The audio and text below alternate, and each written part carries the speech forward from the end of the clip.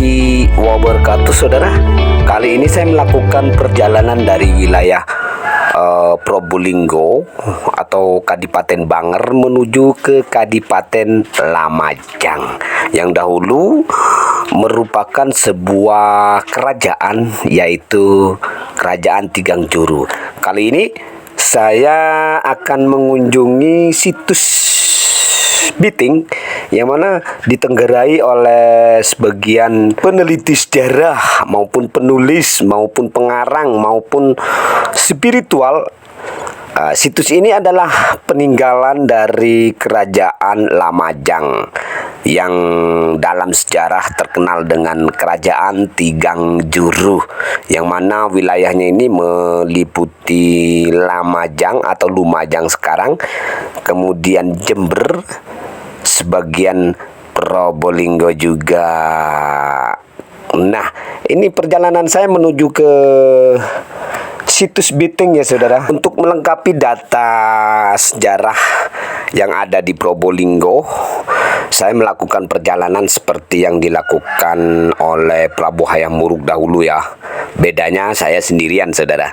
Kalau Prabu Hayam Wuruk itu informasinya atau informasi sejarahnya, perjalanan beliau itu diiringi oleh pengiring sepanjang 5 kilometer, saudara. Kalau saya tidak, saya sendirian dari Probolinggo atau dari rumah saya menuju ke Banger atau pusat Banger, kota Probolinggo, kemudian menuju ke Lamajang. Nah, ini samping kita ini sudah mau masuk ke wilayah situs Biting ya, saudara. Sebentar lagi saya sudah nyampe ini ke situs Biting ya, saudara. Situs Biting yang ditenggarai sebagai wilayah Kerajaan Lamajang atau Kerajaan Tigang Juru. Nah, sudah menemukan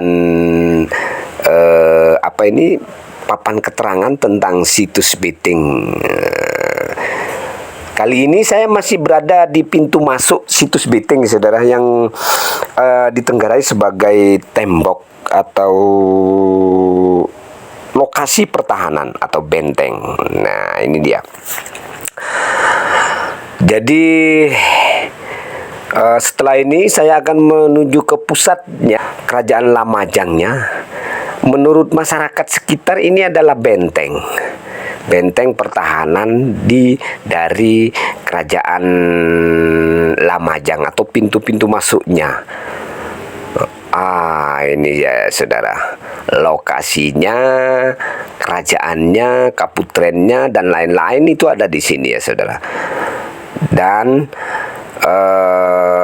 tempat ini sudah dilindungi oleh BPCB dan dijadikan sebagai cagar budaya atau peninggalan cagar budaya tak bergerak.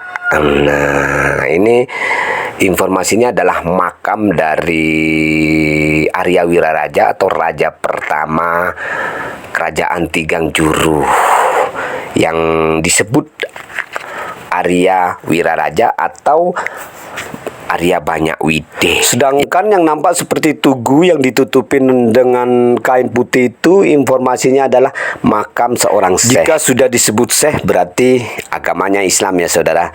Nah, pertanyaan saya, apakah ada yang namanya syekh pada awal Kerajaan Majapahit? Sedangkan pada masa itu hanya ada agama Hindu dan Buddha, sangat fanatik. Namun, ya, saudara, hal itu tidak menjadi masalah bagi saya. Saya hanya ingin mendata segala bukti sejarah yang ada di wilayah-wilayah yang pernah dikunjungi oleh Prabu Hayam Wuruk dalam lawatannya menuju ke wilayah Tapal Kuda yang dilakukan antara tahun 1359. Kemudian saya menuju ke wilayah Sadeng yang saat ini bernama Jember. Jadi sebelum ada nama Kadipaten Jember, itu dahulu masih bernama Kadipaten Sadeng. Satu-satunya wilayah yang berani memberontak terhadap kerajaan Majapahit, bertujuan untuk menghidupkan kembali kerajaan Tigang Juru yang dibangun oleh Arya Wiraraja. Kemudian pada tahun 1331 Kadipaten Sadeng diserbu dari dua arah ya saudara, dari wilayah Lumajang juga dari wilayah Argopuro oleh prajurit Majapahit. Kemudian saya sampai di Universitas Kesehatan Dr. Subandi, dan habis ini mau ke museum. Kita lihat museum. Kita lihat museum ini berdiri di Universitas Kesehatan Dr. Subandi yang berada di Bumi Sadeng, Jember. Oke, kita ke museum.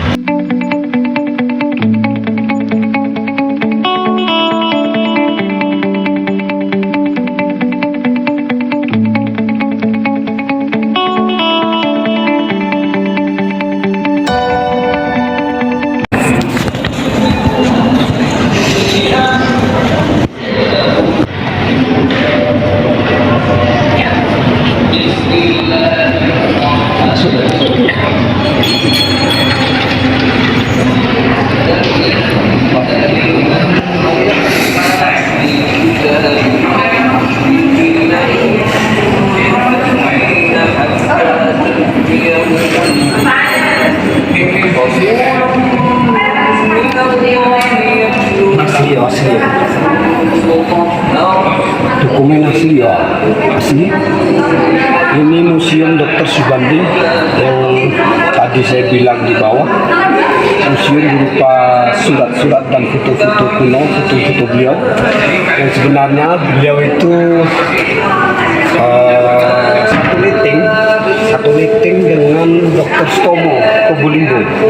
Di Probolinggo juga ada rumah sakit Dr. Stomo, tapi tidak ada universitasnya. Sebelah.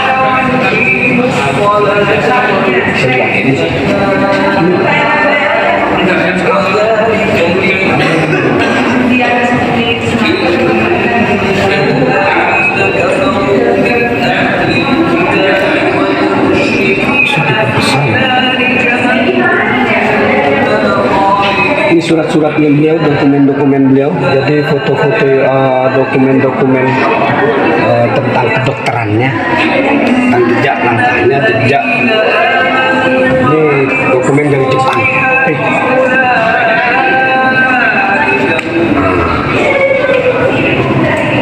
Dari Jepang. Oke. Ini foto Dr. Subandi dengan ibu, Mbah. Ikan piagam. Oh, surat nikah. Iya. Aku yang selinap. Ini dokumen-dokumen yang lainnya, saudara. Komando, poinnya.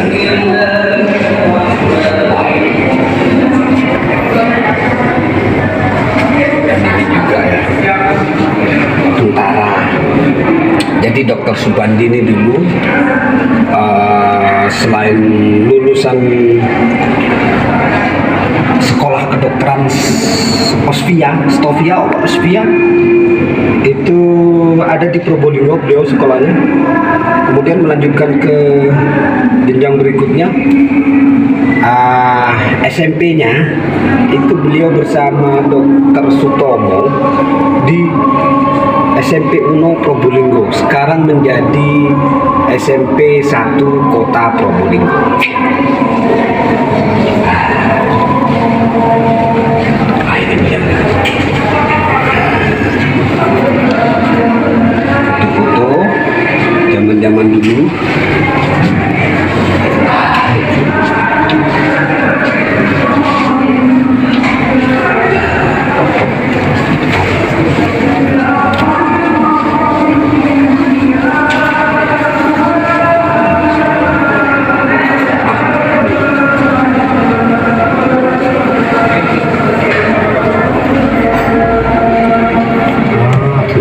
rumahnya ya. Terus ini sewaktu beliau masih tergabung di dalam tentara peta, bukan peta ya, peta pembela tanah air. Kalau tidak salah ya, kalau dilihat dari foto. Dan jangan salah, ini sumber primer, foto ini bisa berbicara, bisa berbicara. Untuk keluarga, usia ibu, sudah sekali lagi.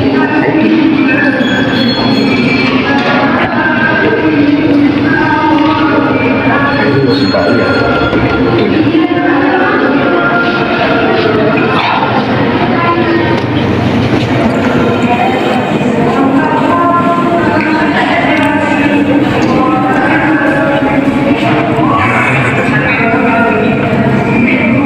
Sudah ya saudara, jadi sudah selesai keliling-keliling. Ini dokumen, foto, dan barang-barang pribadi milik Dr. Subandi dan keluarga.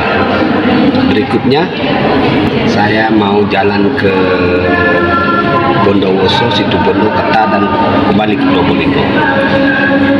Ikuti terus. Dari Bumi Sadeng saya menuju ke Pakembangan atau Patukangan ya saudara, Bondowoso. Di sini ada satu desa yang bernama Desa Alasnyur yang saya tenggarai sebagai pusat Kadipaten Pakembangan.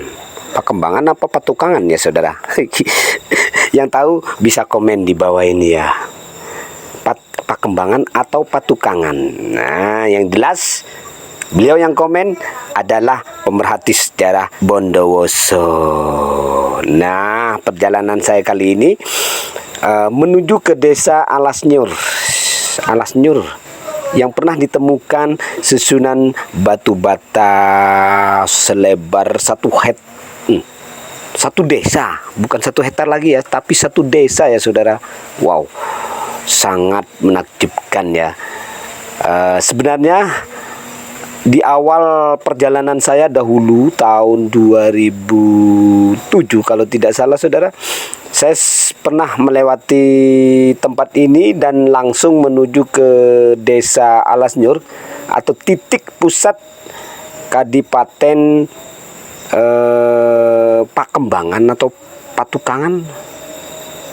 Nah, di situ saya tenggarai sebelum ditemukan tekstur batu bata oleh masyarakat bahwasanya desa itu adalah desa yang dahulu merupakan pusat kadipaten kuno di wilayah Bondowoso. Namun pada saat itu tidak ada yang percaya terhadap saya saudara, karena mungkin saya hanya seorang pengembara yang kebetulan lewat.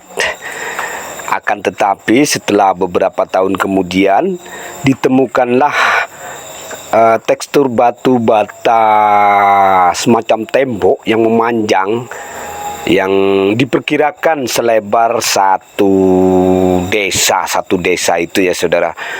Saat ditemukannya saat masyarakat hendak menggali sumur. Nah, setelah itu saya dipanggil lagi oleh beberapa penggiat sejarah di Bondowoso untuk kembali melacak di mana sih posisi pusatnya dan apakah benar posisi pusat desa Alasnyur Bondowoso ini sebagai kadipaten kuno. Dari Bondowoso saya menuju ke Situbondo ya saudara. Nah, sudah.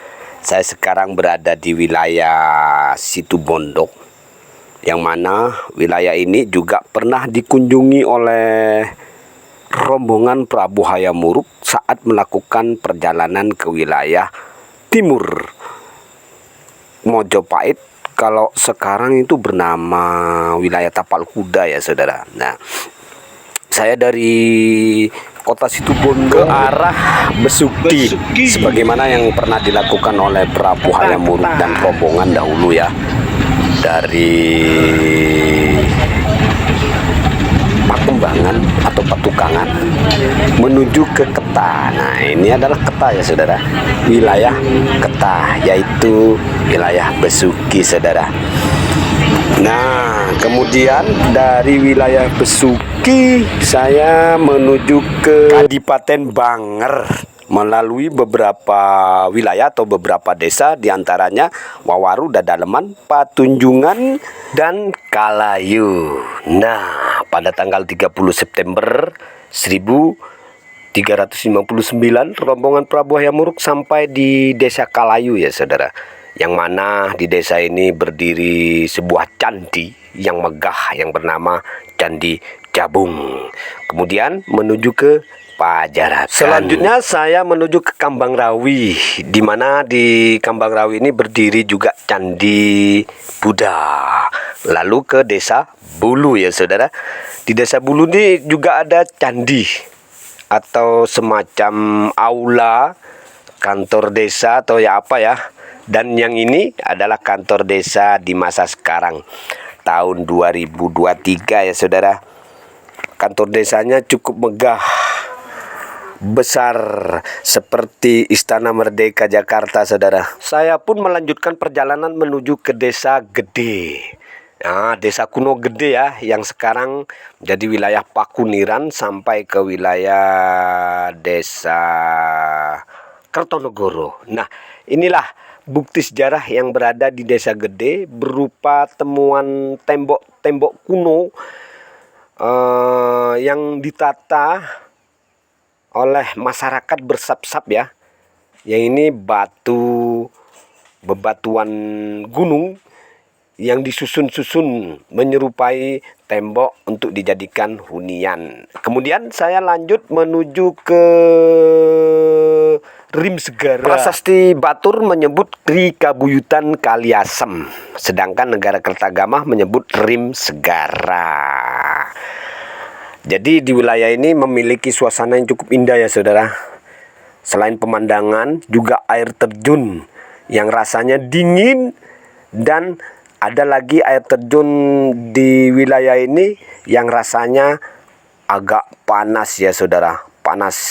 Nah, di sini Prabu Hayam Wuruk merasa betah dan kerasan. Kemudian saya lanjut menuju ke Ganding atau Desa Wangkal saat ini, Kaligawe, Sumanding atau Dringu, kemudian Borang dan Baremi. Namanya tetap sampai sekarang, yaitu Desa Borang dan Baremi. Oke saudara, itulah perjalanan saya kali ini menelusuri jejak langkah atau napak tilas kunjungan Prabu Hayam Wuruk ke wilayah Tapal Kuda. Lebih dan kurangnya mohon maaf. Usikum wa nafsi bitaqwallah. Wassalamualaikum warahmatullahi wabarakatuh. Sampai jumpa.